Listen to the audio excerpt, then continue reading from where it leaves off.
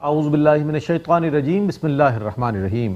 الحمدللہ رب العالمین والعاقبۃ للمتقین والصلاۃ والسلام علی سید الانبیاء والمرسلین وعلی آلہ وصحبہ اجمعین۔ ناظرین محترم، السلام علیکم ورحمۃ اللہ وبرکاتہ۔ میں ہوں آپ کا میزبان محمد رئیس احمد، اور پیش کیا جا رہا ہے خصوصی پروگرام شہادت حضرت سیدنا فاروق اعظم رضی اللہ تعالی عنہ۔ آپ جانتے ہیں کہ یکم محرم الحرام وہ تاریخ ہے، تاریخ عالم کی، تاریخ اسلام کی، کہ جس تاریخ کو مسلمانان عالم بطور خاص شہادت فاروق اعظم خلیفہ دوم کے حوالے سے آپ کی عظیم خدمات کو خراج عقیدت و محبت پیش کیا کرتے ہیں۔ میٹرو ون نیوز پر الحمدللہ مجھے گزشتہ کئی سال سے یہ سعادت میرے حصے میں آ رہی ہے کہ شہدائے اسلام کے حوالے سے ہم پروگرام کیا کرتے ہیں۔ خلفائے راشدین کے جب ایام آتے ہیں اس پر ضرور پروگرام کرتے ہیں، ان کی خدمات کو خراج عقیدت و محبت پیش کیا کرتے ہیں۔ حضرت فاروق اعظم رضی اللہ تعالیٰ عنہ وہ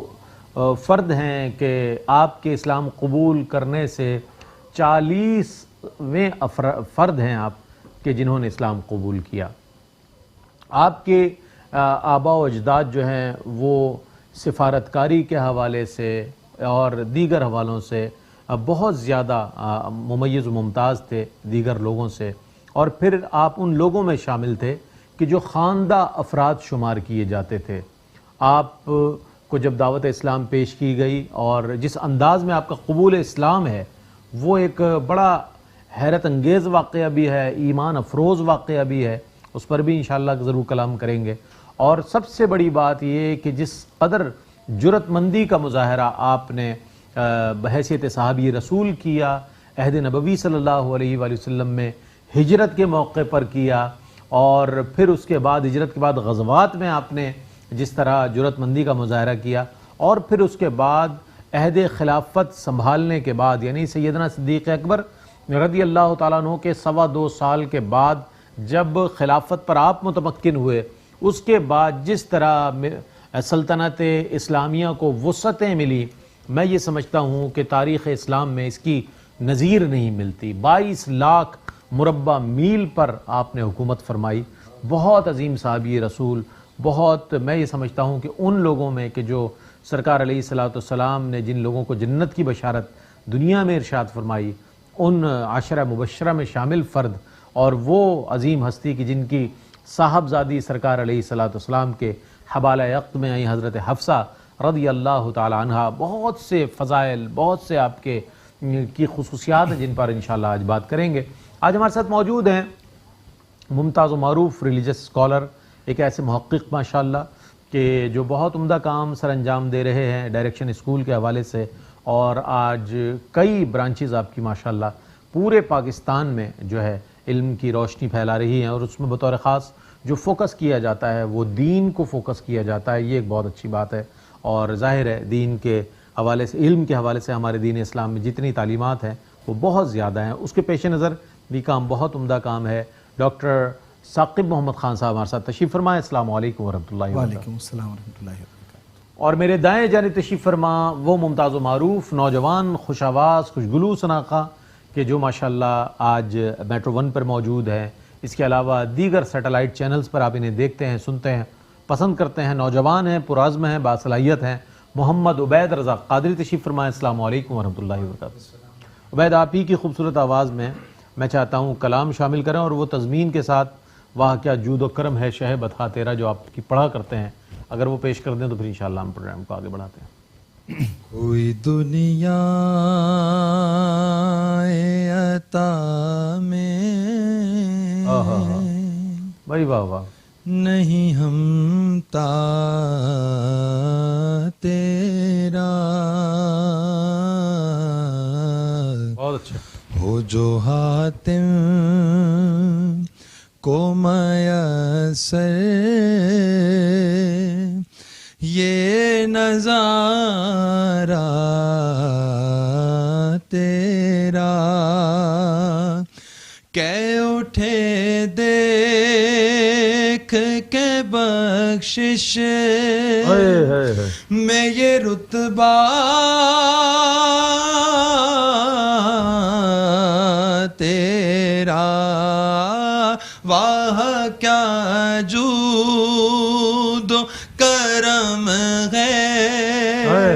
شہبت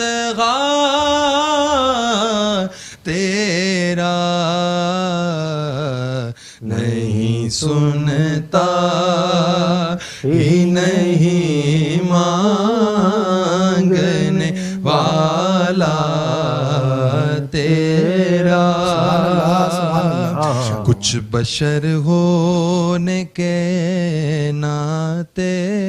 تجھے خود سا جانے اور کچھ محض پیامی خدا کا جانے ارے ان کی اوقات ہی کیا ہے کہ یہ اتنا جانے فرش والے تیری شوکت کا علو کیا جانے خسروا عرش پہ اڑتا ہے بھریرا تیرا مجھ سے نا چیز پہ ہے تیری عنایت کتنی عنایت کتنی تو نے ہر گام پہ کی میری حمایت کتنی آقا کیا بتاؤں تیری رحمت میں ہے وسعت کتنی ایک میں کیا میرے عصیاں کی حقیقت کتنی مجھ سے 100 لاکھ کو کافی ہے اشارہ تیرا تجھ سے ہر چند وہ ہیں قدر و فضائل میں رفیع کیا بات کیا بات کر نصیراج مگر فکر رضا کی توسیع پاس ہے اس کے شفاعت کا وسیلہ بھی وقی تیری سرکار میں لاتا ہے رضا اس کو شفیع جو میرا غوث ہے اور لاڈلا بیٹا تیرا جو میرا غوث ہے اور لاڈلا بیٹا تیرا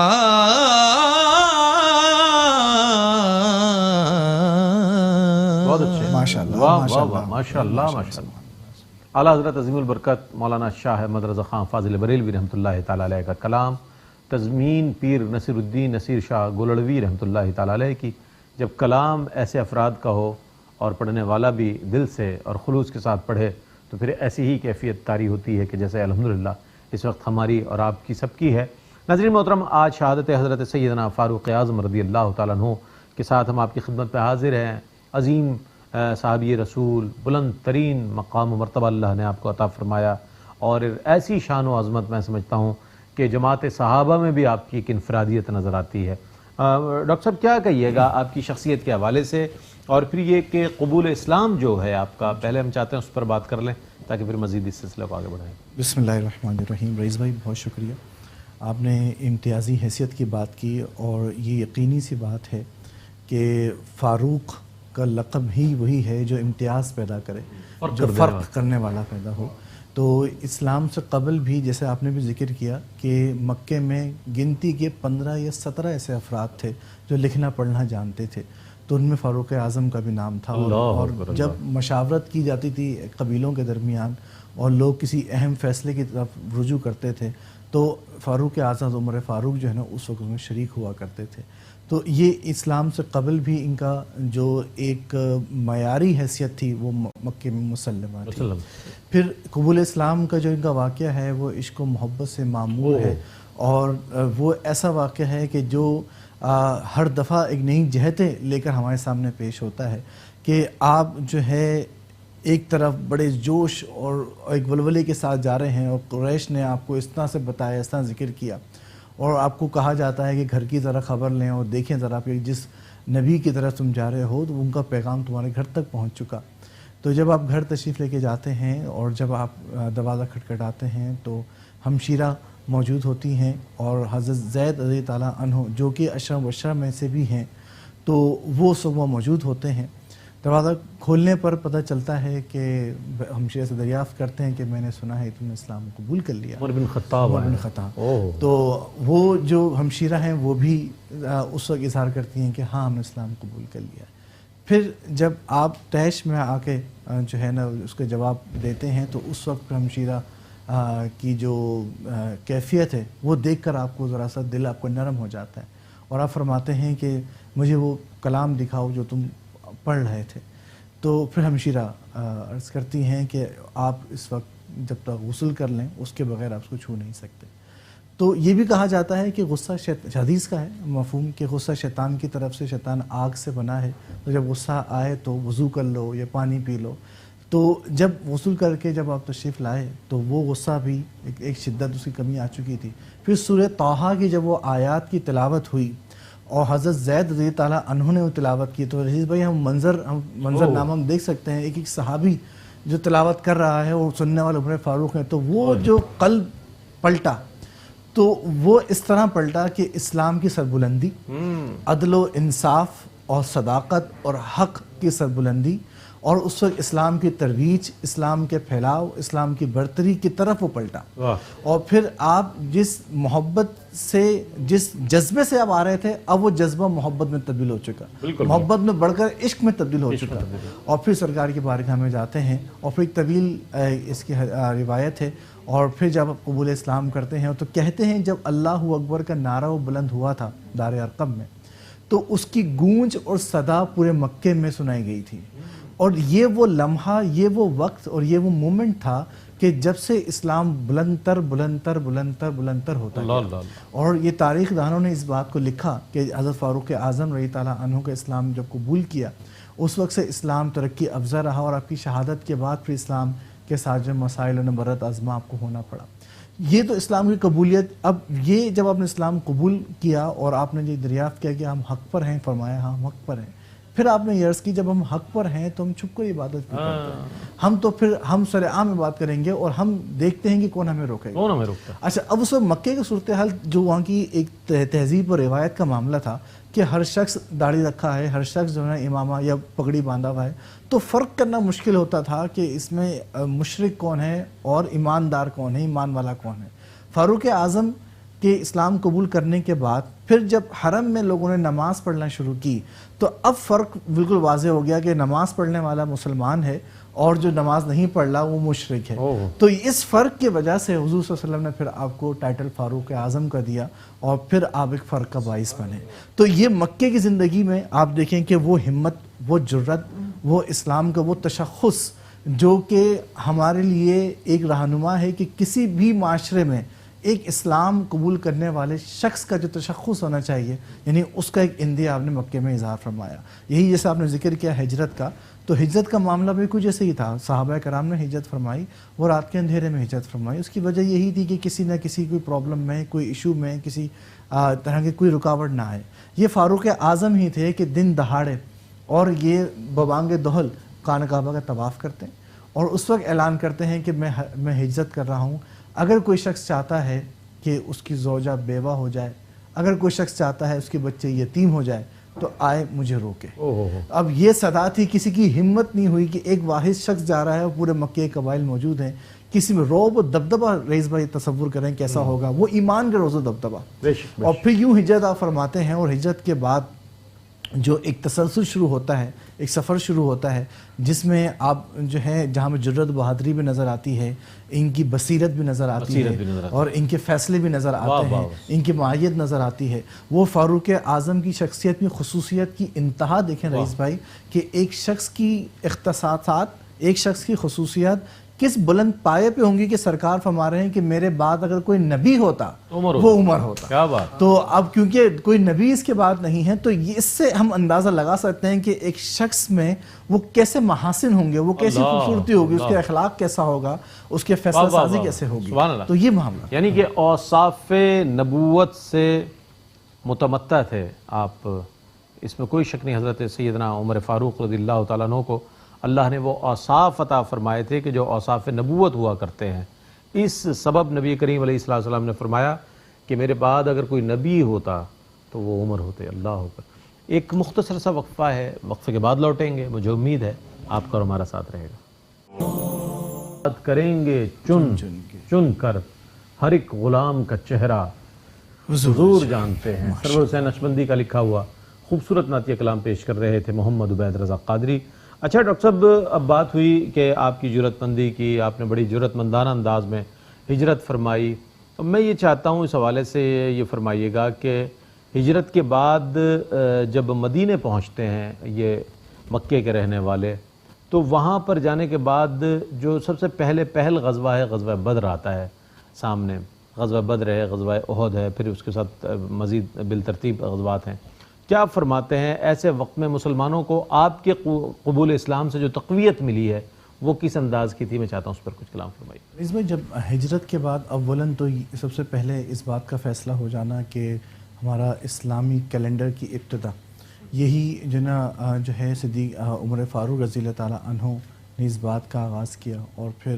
ہمارا جو تشخص اسلامی تاریخ کا وہیں سے آغاز ہوا. پھر اس کے بعد جو پہلے سال میں جو معاملات ہوئے, یہودیوں کے ساتھ معاہدہ ہوا ہے, اور پھر اس کے ساتھ دوسرے معاملات رہے. پھر جو غزوہ بدر جب ہوتا ہے اس وقت تعداد بہت محدود ہوتی ہے, اور اس محدود تعداد میں وہ صحابہ کرام جو کہ اپنی سابقون الاولین میں حیثیت رکھتے ہیں, ان میں ان کی شرکت کرنا, اور ان کی شرکت کے ساتھ ساتھ ان کی شرکت کے باعث جو صحابہ کرام کا ان کے ساتھ معیت ہو جانا, یہ کافی فرق کی بات ہے. پھر غزوہ احد میں بھی آپ کا شرکت بہت بھرپور طریقے سے رہی. پھر اس کے بعد جو باقی غزوات ہوئیں, پھر غزوہ خندق ہوتی ہے, پھر صلح حدیبیہ میں جو معاملہ ہوتا ہے, صلح حدیبیہ کا معاملہ بھی ایسا ہی ہے. جب حضور صلی اللہ علیہ وسلم نے انتخاب فرمایا کہ جب حدیبیہ کے مقام پر قریش کے لوگوں نے آپ کو روکا اور کہا کہ اس سے آگے جانے نہیں دیا جائے گا, تو حضور صلی اللہ علیہ وسلم نے حضرت عمر کا انتخاب فرمایا, کہا کہ آپ جائیے اور وہاں جا کے بتائیے کہ ہم جنگ و جدل کے لیے نہیں, عمرے کی ادائیگی کے لیے آ رہے ہیں. تو اس وقت کیونکہ بصیرت کا جیسے میں نے ذکر کیا, تو آپ نے یہ فرمایا کہ میری جو طبیعت ہے, مزاج ہے, تو اس میں سختی ہے, کہیں ایسا نہ ہو کہ وہاں جا کر وہ ہمیں روکیں اور معاملہ کچھ اور ہو جائے. تو میں تجویز کرتا ہوں کہ عثمان غنی کو بھیجا جائے. تو ان کی یہ تجویز بہت بہتر رہی, عثمان غنی رضی تعالیٰ عنہ وہاں پہنچتے ہیں, اور پھر بیت رضوان کا سلسلہ آپ ان اصحاب میں بھی شامل ہیں کہ جو بیت رضوان میں بھی شامل ہیں. اور اسی طرح سے پھر فتح مکہ کا موقع آتا ہے, اور پھر غزوہ تبوک کا آتا ہے. یعنی ہر معرکے میں ہم دیکھتے ہیں کہ عمر فاروق رضی اللہ تعالیٰ عنہ حضور کے ساتھ کھڑے ہیں, اور ہر معرکے میں آپ کی بصیرت بھی ہے, آپ کی حق گوئی بھی چل رہا ہے. حضور صلی اللہ علیہ وسلم نے یہاں تک فرمایا ہے کہ اللہ نے عمر کی زبان پر حق کو جاری فرما دیا. تو اب یہ ایک ایسا سمجھیں کہ ایک مہر ہے حضور اللہ صلی اللہ علیہ وسلم کی طرف سے کہ رسول اللہ صلی اللہ علیہ وسلم نے جب یہ فرمایا تو ہم اس کی نظیر یوں ملتی ہے کہ آپ کوئی بات ارشاد کرتے ہیں اور ارشاد فرماتے ہیں, قرآن کی وحی اس کے مطابق نازل ہو جاتی ہے. جب فتح مکہ کے بعد خانہ کعبہ کے بعد پتھر ملتا ہے جہاں مقام ابراہیم جسے ہم کہتے ہیں, یہ آپ ہی کی تجویز تھی کہ اس پہ کیوں نہ ہم یہاں پہ کھڑے ہو کے نماز کی ادائیگی ہو جائے, وہی نازل ہو جاتی ہے. جب آپ نے ملاحظہ فرمایا خواتین کو, تو آپ نے یہ تجویز پیش کی کہ ایسا ہو کہ ان کے پردے کے حوالے سے کوئی احکام نازل ہو جائیں, تو پردے کے حوالے سے احکام نازل ہوتے ہیں. یہ وہی حق کو جاری فرما دینا. پھر جب اس سلسلہ چلتا ہے, خلافت ابوبکر صدیق رضی اللہ عنہ جب سلسلہ شروع ہوتا ہے, تو اس وقت جب جنگ یمامہ ہوتی ہے اور کئی حفاظ صحابہ جنہیں شہید ہو جاتے ہیں، اس وقت بھی عمر فاروق کی بصیرت کام کرتی ہے، اور آپ صدیق اکبر کے پاس جاتے ہیں اور آپ تجویز کرتے ہیں کہ قرآن پاک اب تک جو حفاظ کے سینے میں محفوظ ہے، تو میری تجویز یہ ہے کہ اس کو باقاعدہ کمپائل کیا جائے، اس کو جمع کیا جائے۔ تو یہ بھی انہی کا فیضان ہے، انہی کا یہ احسان ہے کہ ان کے مشورے سے صدیق اکبر تعالیٰ عنہ نے پھر وہ قرآن جمع فرمایا، اور آج ہمارے گھروں میں قرآن پاک موجود ہے۔ اسی طرح ہم تراویح کی جماعت کو دیکھتے ہیں، آپ تصور کر سکتے ہیں کہ اگر تراویح کی جماعت نہیں ہوتی تو 50% کیا 10% بھی شاید لوگ تراویح کی جماعت نماز نہیں پڑھتے، الگ الگ پڑھتے، سستی ہوتی ہے کہ پڑھتا ہی نہیں پڑھتا، پھر روزے کی حالت کے بعد پھر ظاہر نہیں ہوتا۔ تو یہ جماعت کا ہی ایک فیض ہے کہ اس لوگ شامل ہو جاتے ہیں اور تراویح ادا کرتے ہیں۔ تو اس جماعت کی ابتدا بھی عمر فاروق تعالیٰ عنہ نے فرمائی۔ تو امت پہ احسانات کی اگر ہم بات کرتے ہیں، ہجرت کے بعد سے جس کا تسلسل شروع ہوتا ہے، اور وہ خلافت ابوبکر صدیق تعالیٰ عنہ کے ساتھ رہا، تمام تر مشاورت میں ساتھ رہے، پھر ان کے بعد خود ان کی خلافت کا دور شروع ہوتا ہے، تو وہ تو تاریخ اسلام کا ایسا سنہری دور ہے کہ جس کا ایک ایک لمحے کو اگر آج کے حکمراں اٹھائے تو ہر لحاظ سے، چاہے معیشت ہو، چاہے حکمرانی ہو، چاہے وہ عدالت ہو، چاہے وہ پولیس کا مقام ہو، ہر سطح پہ عمر فاروق کے جو اولیات ہیں وہ آج بھی کار کر رہے ہیں۔ کیا کہنا ہے؟ علامہ جلال الدین سیوطی رحمۃ اللہ تعالیٰ علیہ نے، ان کا حوالہ اور بھی جگہ پر آتا ہے، آپ نے تاریخ الخلفاء جب ترتیب دی اور اس کو تحریر فرمایا، تو جہاں صحابہ کرام رضوان اللہ تعالیٰ علیہم اجمعین اور بطور خاص خلفائے راشدین کی سیرت کو رقم کیا، ان کی خصوصیات کو، ان کے فضائل کو رقم کیا، وہیں ان کی ان خصوصیات کو، ان کی اولیات کو رقم کیا، اور اولیات عمر کے حوالے سے ایک پورا ماشاءاللہ آپ یہ دیکھیں تاریخ الخلفاء کو تو آپ کو پوری تفصیل ملے گی کہ کیا کیا چیزیں ہیں کہ جن کا اجرا فرمایا، یعنی راشن کارڈ کا نظام، فوجی جو نظام ہے ہمارا، پولیس کا نظام، اس میں تعطیلات کے نظام، آباد کاری کا نظام، بحری بری جو افواج کے لیے جو کچھ وہ کر سکتے تھے، نظام بنا سکتے تھے وہ، اس کے علاوہ پھر یہ کہ فتوحات کے حوالے سے، پیش قدمی کرنے کے حوالے سے بہت زیادہ، ڈاک کا نظام آپ دیکھیں کتنا مربوط نظام ہے، ڈاک کا بھی نظام آپ کے دور میں جاری ہوا، اور نہ جانے کتنے، اور یہی وجہ ہے کہ آج بھی مغرب میں عمر لاز کے نام سے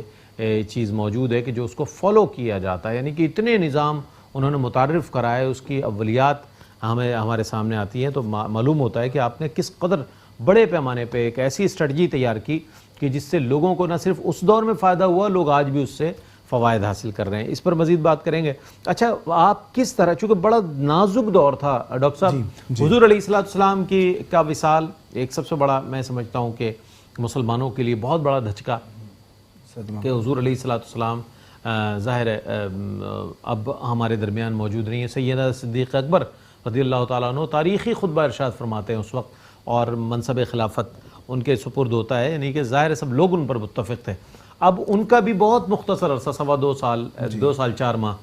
تو اب اس کے بعد ضروری تھا کہ کوئی ایسی شخصیت اس کو ٹیک اوور کرے کہ جو ان تمام چیلنجز کو بھی قبول کرے اور اس کو پھر مزید اس کو وسعت دے۔ تو کس طرح آپ کا انتخاب ہوا؟ پھر آپ کی جو اقدامات ہیں، اولین اقدامات ہیں، وہ کیا کیا ہیں کہ جس کے بعد اس قدر وسعت نظر آتی ہے ملت اسلامیہ، مملکت اسلامیہ میں، سلطنت اسلامیہ میں اتنی وسعت اور فتوحات نظر آتی ہیں؟ میں چاہتا ہوں اس حوالے سے کچھ کلام فرمائیے۔ رئیس بھائی، یہ صدیق اکبر تعالیٰ عنہ کا انتخاب تھا کہ حضرت عمر فاروق تعالیٰ عنہ کو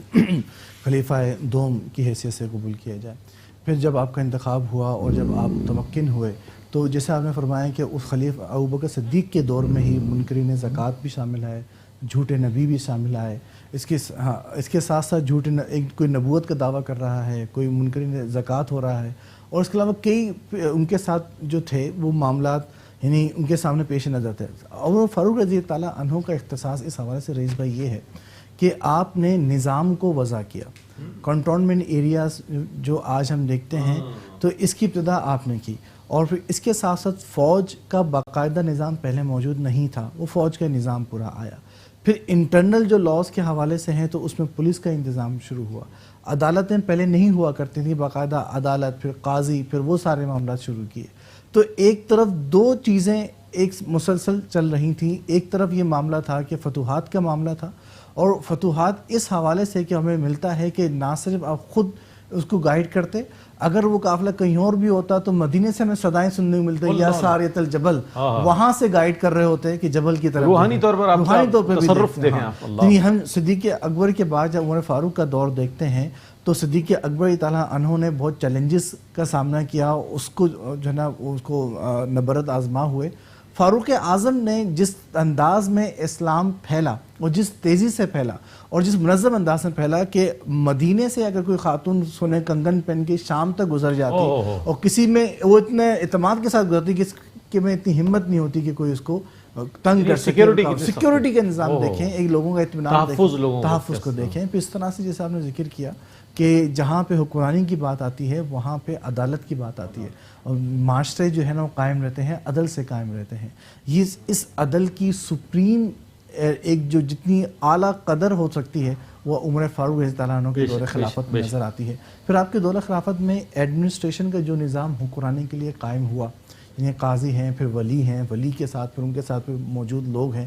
وہ نظام آج تک حکمرانی کا قائم ہے. حضرت عثمان غنی نے بھی اس کو کنٹینیو کیا، حضرت علی رضی اللہ عنہ نے اسی کو کنٹینیو کیا. اسی طرح سے ایڈمنسٹریشن کے ساتھ تعلیم کا جو تصور آپ نے پیدا کیا، پہلی بار خواتین کے لیے تعلیمی ادارے آپ نے بنوائے، پہلی بار خواتین کو بطور مدرسہ معلمہ کے طور پہ آپ نے مقرر فرمایا، اور یہ آپ کا انیشیٹو تھا کہ تعلیم کے ادارے اس طرح قائم ہوئے. پھر اسی طرح سے جو ٹاؤن پلاننگ ہوتی ہے، جس کو ہم ٹاؤن پلاننگ کہتے ہیں، کہ ایک ٹاؤن میں آباد کاری کا اس کا پورا نظام، کہ وہاں پہ ایک جیسا آج کی دور میں سنیں ہاسپٹل بھی ہو، اسکول بھی ہو، بازار بھی ہو، سڑکیں بھی ہو،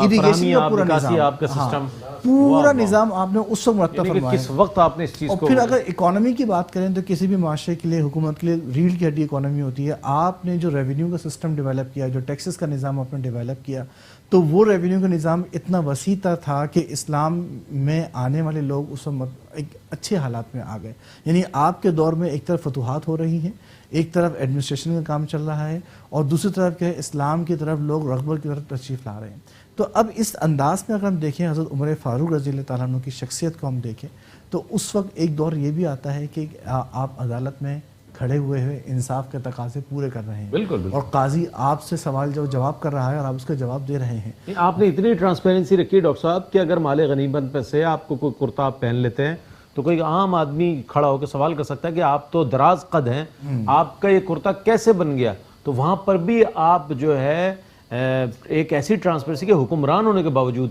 جواب دینے کے لیے وہاں موجود نظر آتے ہیں اور جواب آپ کے صاحبزادے دیتے ہیں. اللہ نہیں، اس میں جو ایک تو قابل قدر بات کہ اس ایک تو ماحول کا ایسا پیدا ہونا کہ لوگ حکمران سے سوال کر رہے ہیں، پھر اس حکمراں کی عاجزی، حکمراں کی بات اتنی ہے کہ وہ جواب بھی دے رہا ہے. اور اسی طرح سے ایسے ہی یہ مینار نور ہیں رئیس بھائی، یہ ایسا ہدایت کا سرچشمہ ہے جس کو حضور نے فرمایا کہ ستاروں کی مانند ہے. اگر آج بھی ہم ان کو بطور حکمراں دیکھیں تو حکمراں دیکھتے ہوئے بھی یہ ایک الگ ہی حیثیت نظر آتے ہیں. میں یہاں پہ بہت ذکر کرنا چاہوں گا اس واقعے کا کہ جب آپ مکے کی وادی میں چل رہے تھے اور آپ نے نظر کی تو پھر آپ کے آنسو آ گئے، آپ دیدہ ہو گئے. تو پوچھا اصحاب ساتھ تھے کہ کیا وجہ آج کیوں آپ دیدہ ہو گئے؟ تو کہا ایک وقت تھا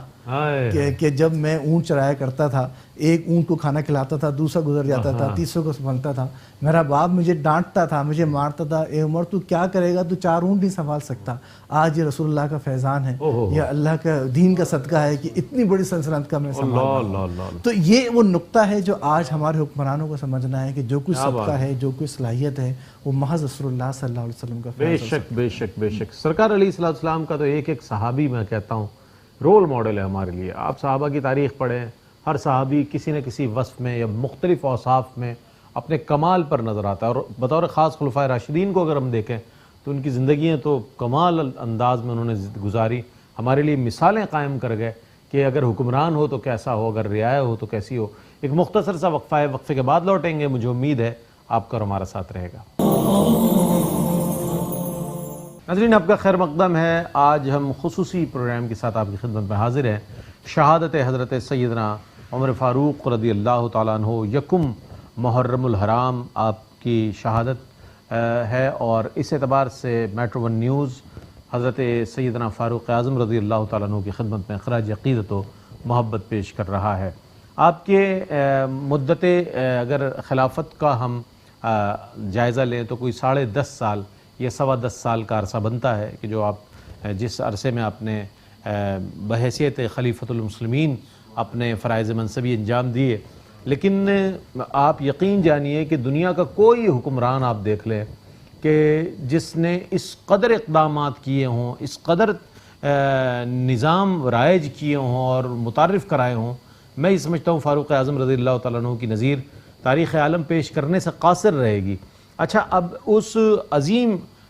حکمران، اس عظیم خلیفۃ المسلمین، اس عظیم صحابی رسول کی شہادت بھی بڑی دردناک ہے، اس پر بھی ظاہر بات ہونی چاہیے، چونکہ دیکھیں جب ایک بندہ مومن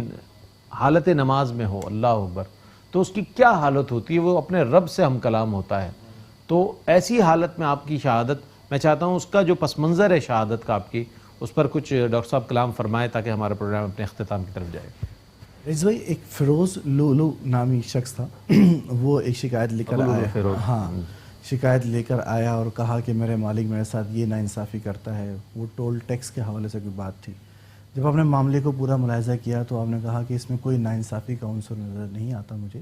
اور یہ کوئی ناانصافی کی بات نہیں ہے۔ تو وہ اس وقت کہہ کے گیا کہ میں ایک دو دھاری والا جو ہے نا وہ ایک خنجر یا چاقو بناؤں گا، اس کو استعمال کروں گا۔ تو یہ کوئی اشارہ تھا، عمر فاروق نے اس وقت فرماتے تھے کہ یہ مجھے قتل کی دھمکی دے کر گیا ہے۔ اور پھر آپ کی وہ دعا جو آپ فرمایا کرتے تھے، اللہم ارزقنی شہادتاً فی سبیلک وجعل موتی فی بلدی رسولک صلی اللہ علیہ وسلم،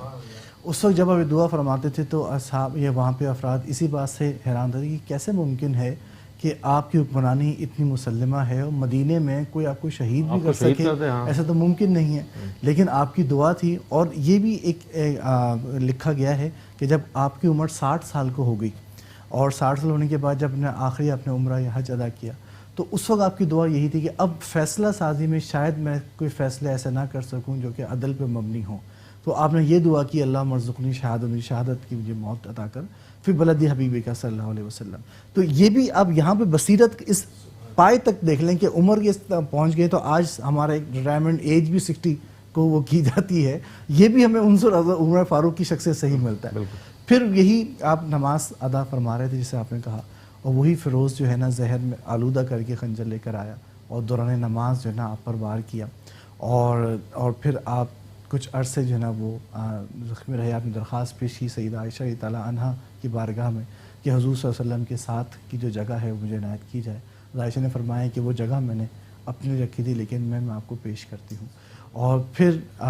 یکم محرم الحرام کو جو ہے نا وہ آپ کی شہادت ہوئی، اور آپ کو رسول پاک صلی اللہ علیہ وسلم کے پہلو میں ہی دفن کیا گیا۔ اور یہ کیا شان ہے کہ جو بھی روزہ رسول پر حاضری دیتا ہے تو وہ اس بات کا قائل ہوگا کہ جو معیت، جو رفاقت اور جو قرب